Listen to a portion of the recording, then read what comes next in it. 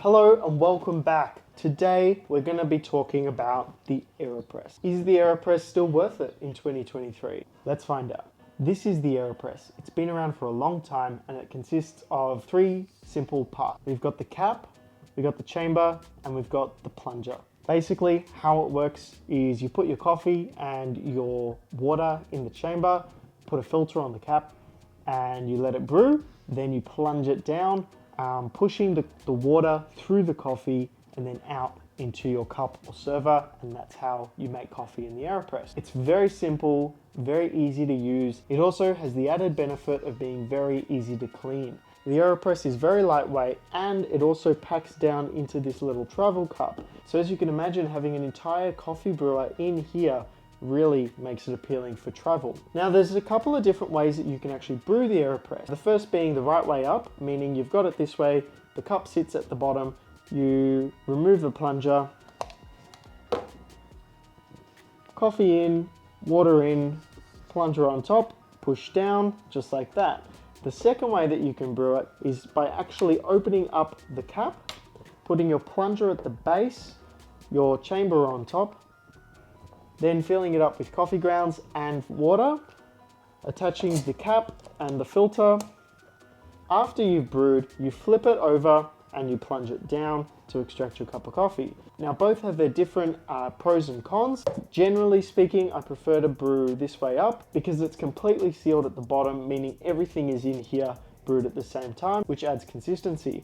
Whereas if you're brewing this way, because the filter is open, you're not going to have all your coffee come out, but there will be a small amount of bypass. So to avoid that, I do prefer brewing inverted. So let's quickly talk about the pros and cons of this brewer. So the AeroPress pros: lightweight and travel friendly, super easy to clean. It's very versatile in the different coffees that it can make, and it packs down into this cup. Now some of the cons to the AeroPress is that it's more expensive than a V60. Now when brewing the AeroPress, you also have less control than the V60.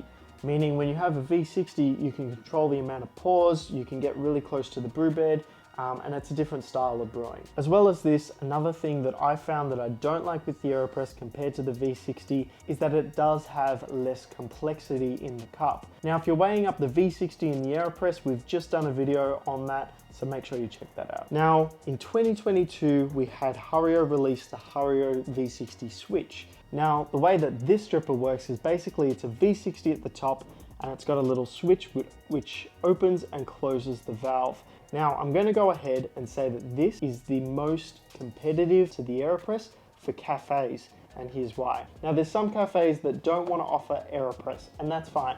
That's where the V60 switch comes into place. All you have to do is add your coffee, add your water, and then press one button when you're ready to brew, and it's done. You don't have to worry about technique. It's very simple and it's very hard to stuff up. So for a cafe to use something like this compared to this, there's actually less variables involved. However, as you can see, majority of this switch is glass compared to the AeroPress, which is all plastic. So durability wise and weight wise, this is definitely not suitable for travel.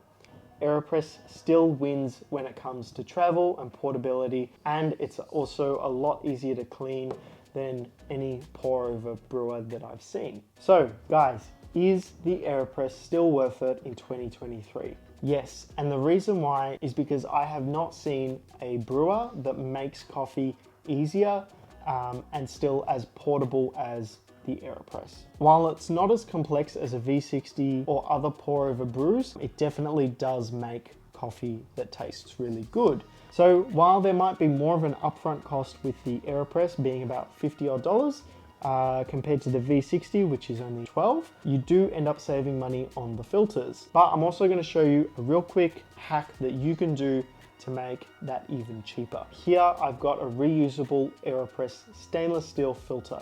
This one is currently from Able. I've also seen AeroPress start making their own reusable filters. I've had great tasting coffees with these. I really like the body and the texture that comes out of having more of that oil come through, whereas the paper filters do tend to absorb a little bit of that oil and hold that back. So yeah, definitely check out this. It makes brewing very, very cheap and affordable. The AeroPress has become more and more popular, and it's probably the best travel brewer that I've found. In saying this, I'm also super keen on seeing what else is available, and I want to see other products enter this market and into this space. Thanks so much for watching. I hope you enjoyed this video. Make sure you subscribe, and we'll see you in the next one.